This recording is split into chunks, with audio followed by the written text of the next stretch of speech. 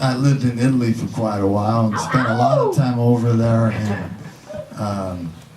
and so I lived between there and here, and it wasn't much difference. The only difference was the pizza. The people were all beautiful, but the people here are beautiful too. But one time, my best friend over in Italy asked me to bring my wife Andrea's mother with me so that she could tell the children in the school in the valley just north of Rome, where all the hill towns filtered down the children. He said they're so ignorant around here. They don't even think the Holocaust happened. So he asked me to bring her to speak for the 60th commemoration of the Holocaust, something like that, I don't know.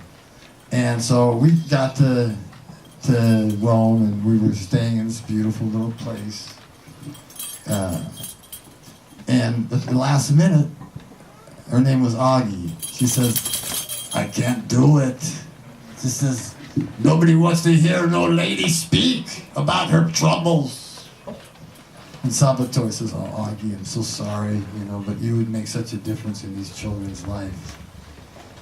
And she wasn't going to do it. And I just said, "Agi," we teased each other all the time. And we loved each other. She was a great woman.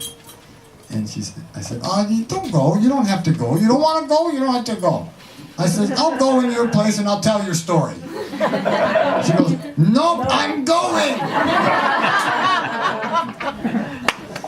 So we get there, and there's like 200 kids in this auditorium. We're in Italy's famous for having panels, so they always have experts. And so that was me, Agi in the middle, and Salvatore. I'm translating her broken English into broken Italian to tell Salvatore, and Salvatore's eloquently telling the story of her life.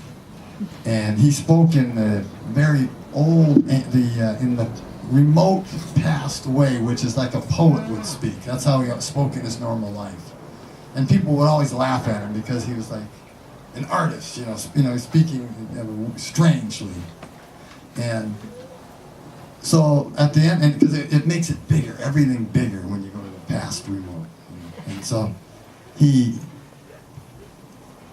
she was telling the story, and as I'm listening to the story, I start to weep. And Andrea and her sister, she says, "I'll do it for one reason. I'll do it if you don't, my children, girls, don't come to hear me."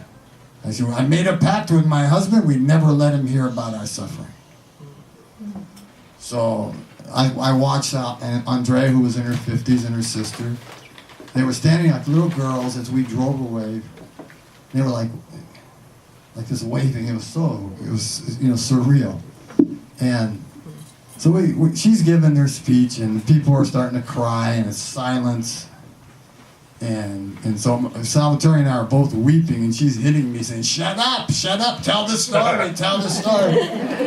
And so she finishes the story, and it's a beautiful, and it's sorrow, it's so beautiful. And at the end of it, one of the kids yells out, Can I see the tattoo on your arm?" And so she rolled down, and pulled up her beautiful silk sleeve garment and showed the tattoo. And then one